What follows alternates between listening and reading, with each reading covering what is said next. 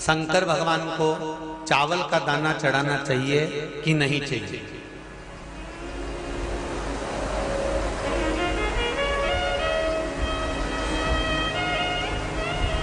अब बोलो तेरा क्या होगा रे कालिया है? चलो ठीक है। बीमार व्यक्ति से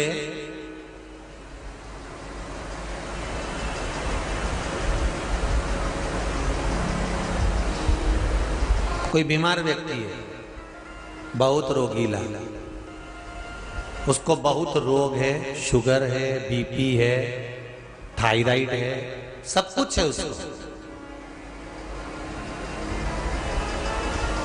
और वो रोगीला व्यक्ति जब डॉक्टर के पास जाकर पूछे, डॉक्टर साहब मेरी तबीयत ठीक नहीं रहती है, मैं बहुत कष्ट में रहती हूँ, बहुत तकलीफ है शरीर में, और अभी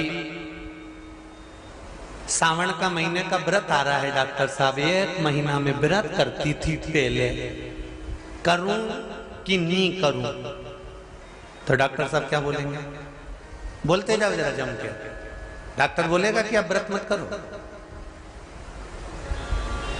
डॉक्टर एक बात कहेंगे,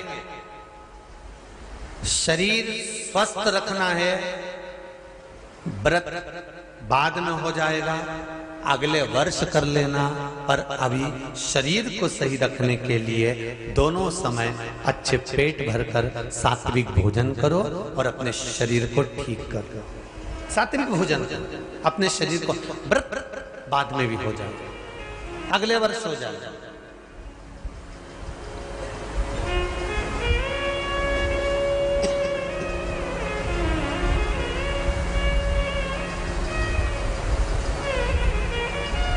अभी तुम थोड़ा सवेरे 2 बिस्कुट ले लिया करो, सुबह नाश्ता ले लिया करो, भोजन ले लिया करो, फिर दोपहर में कुछ हल्का फुल्का लेकर थोड़ी थोड़ी देर में खाते रहना चाहिए हो।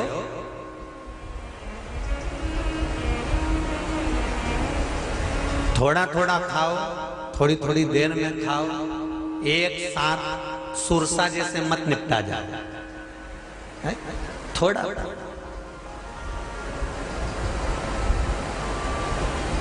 ज्यादा खाओगे और ज्यादा कमाओगे तो दूसरों को कष्ट नहीं होगा, कष्ट खुद को होगा। ज्यादा खाओगे अपाच्य हो जाएगा, रात की नींद उड़ जाएगी, शरीर में अच्छा नहीं लगेगा।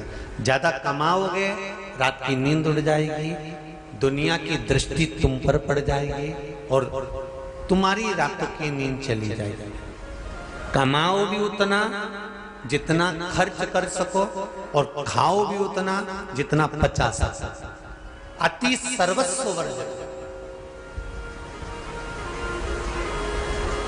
डॉक्टर कहेंगे ये तुम्हारा व्रत जो है ना अगले साल कर लेना, इस साल मत करिए, इस साल तो आराम से भोजन वोजन करो तुम लोग, बढ़िया प्रेम से खाओ पिए। तो उसी तरह किसी ने पूछा कि चावल का दाना एकादशी पर भगवान शंकर को चढ़ा सकते हैं? चावल का दाना शंकर जी को चढ़ाते क्यों है, पहले तो वो समझ। बेलपत्री का तो महत्व आपको बार बार बताया कि बेलपत्री शिव जी को क्यों चढ़ाई जाती है, कहीं रोग के लिए, कहीं बीमारी के लिए, कहीं किस कार्य के लिए, कहीं कोई कार्य के लिए, कहीं कोई कार्य के लिए। चावल का दाना अगर हम शंकर भगवान को चढ़ा रहे हैं तो क्यों चढ़ा रहे हैं, उसका कारण क्या है? चावल का दाना शिव को चढ़ाने का केवल एक कारण रहता है कि चावल को अक्षत कहते हैं।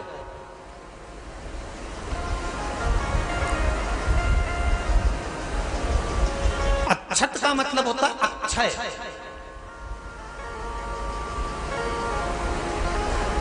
अभी हमारे यहाँ एक तिथि आने वाली है, अक्षय तृतीया।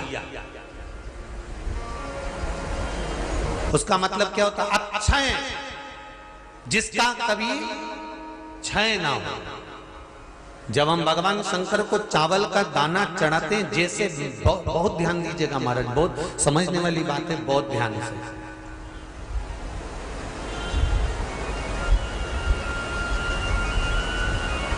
चावल का दाना हमारे मस्तक पर तिलक करने के बाद पंडित जी क्यों लगाते हैं कि भगवान जैसा समय आज चल रहा है, आप पूजन कर रहे हो, पाठ कर रहे हो, दान कर रहे हो, पुण्य कर रहे हो, सत्कर्म कर रहे हो, भजन कर रहे हो, मेरा देव अधिदेव महादेव, मेरा नारायण, मेरा सत्यनारायण भगवान, मेरा राम जी, मेरा विष्णु जी, मेरा भागवत मैया, मेरी रामायण मैया, ब्राह्मण मस्तक पर तिलक लगाने के बाद चावल इसलिए लगाता है कि जैसा समय आज चल रहा है, भगवान तुमको ऐसा ही समय बनाकर रखे और तुम ऐसे ही चार चांद लगाते रहो, दान पुण्य संकीर्तन करते रहो, इसलिए मस्तक पर चावल का दाना लगाया जाए।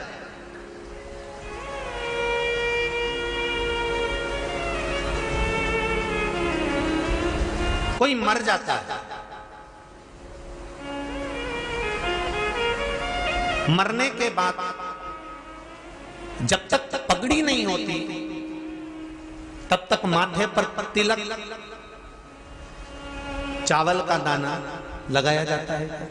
जम के बोलो जरा, नहीं लगाते। किसी पंडित जी से पूछो, ब्राह्मण देवता से पूछो, ब्राह्मण देवता ये कोई मर गया और हमारा तो नियम है कि हम सिर पे तिलक लगाते हैं, चावल लगाते हैं, या पंडित जी से हम तिलक लगवाते हैं, मंदिर जाते हैं तो मंदिर में जाके तिलक लगवा के हम चावल का दाना लगवाते हैं। क्यों नहीं लगाते? उसका कारण क्या है? जब किसी के मरने के बाद 10 दिन तक 12 दिन तक मस्तक पर तिलक क्यों नहीं लगाया जाता? 10-12 दिन तक माथे पर तिलक या चावल क्यों नहीं लगाया जाता? उसका कारण है कि ये जो समय आया है, तुम्हारे यहाँ जो गमी हुई है, तुम्हारे यहाँ कोई मर गया है, तुम्हारे यहाँ किसी के प्राण छूट गए हैं, तो ब्राह्मण इसलिए तिलक नहीं लगाता आपको, इसलिए चावल का दाना नहीं लगाता कि ऐसा दिन भगवान अब ना लाए, इसको अमर ना करे, इसको अक्षय ना करे, इसको प्रबल ना करे।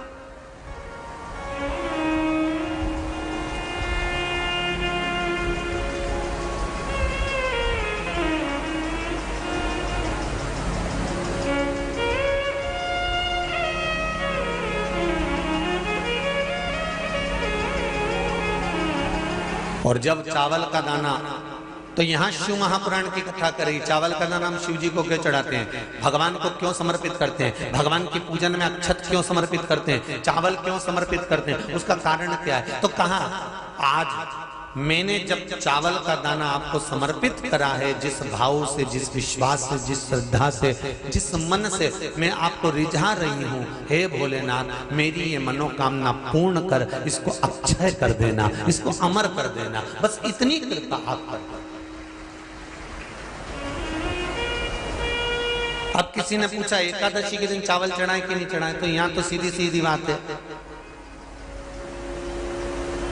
बीमारी देखकर थोड़ी ना आती है कि नवरात्र चल रहे हैं कि सावन का सोमवार चल रहा है, बीमारी तो बीमारी।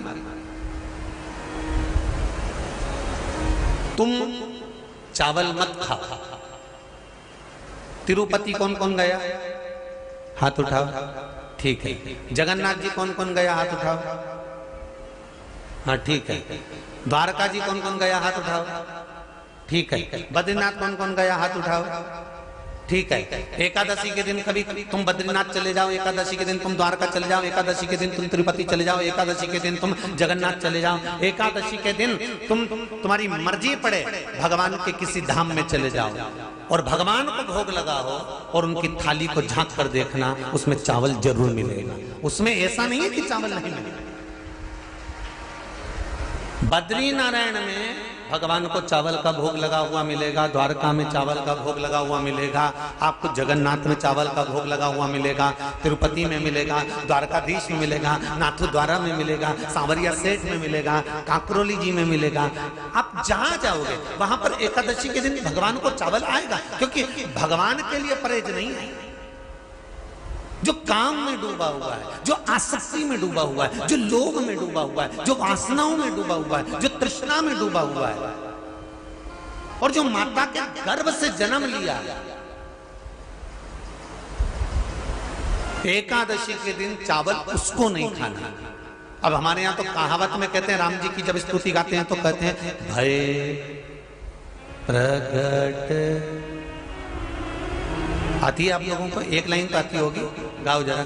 भय प्रगट दीन कौशल। अब रामचरितमानस में कहा भय प्रगट कृपाला। प्रगट मतलब एकदम सामने आ गए। यहां लिखा है पैदा भय लाला। अगर तुलसीदास जी लिखते तो जन्म लिया होता राम जी ने तो तुलसीदास बाबा लिख देते कि पैदा भय, माता के गर्भ से इनका जन्म हो। नहीं नहीं नहीं, यहाँ कहा भय प्रगट कृपाला दीन कौशल्या, यहाँ प्रगट भय। हेलो दोस्तों, नमस्कार। मैं आज आपको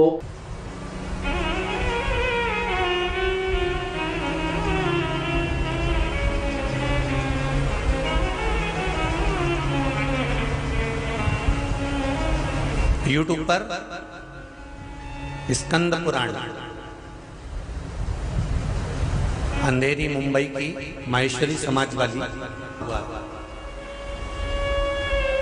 एकादशी के माता पिता कौन है? सबसे पहले एकादशी का व्रत किसने रखा था?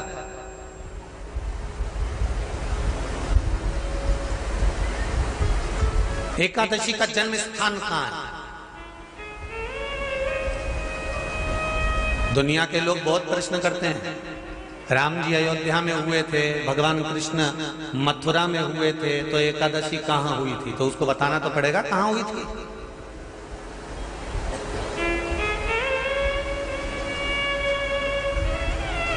उसमें हमने वर्णन किया कि एकादशी के माता पिता कौन है, एकादशी का व्रत सबसे पहले किसने करा, एकादशी का जन्म कहां हुआ, एकादशी को क्यों चावल नहीं खाते, एकादशी के दूसरे दिन चावल का दाना खाना क्यों जरूरी है।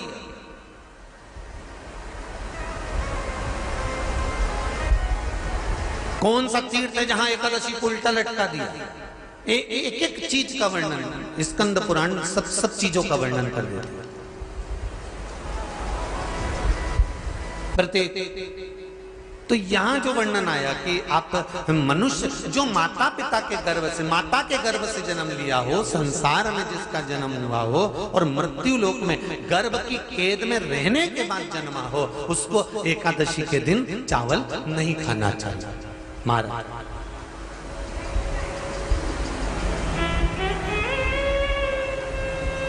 पर यहां शास्त्र ये नहीं कहता कि भगवान को चावल नहीं चढ़ाना चाहिए।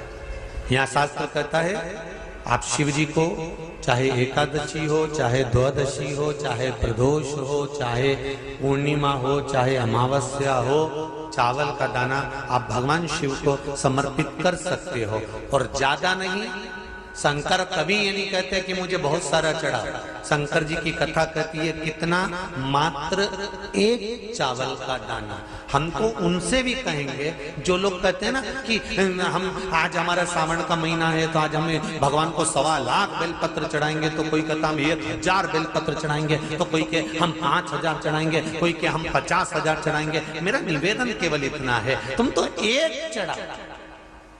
और ये भी जरूरी नहीं है, एक बेलपत्र भी कब चढ़ाई जाती है शंकर भगवान को? जब तुमने किसी एक बेलपत्र का पेड़ लगाया होगा और वो पेड़ बड़ा हो गया होगा, तब तुम हकदार बनते हो कि किसी के पेड़ की बेलपत्र तोड़कर शिव को चढ़ाई जाए। लगा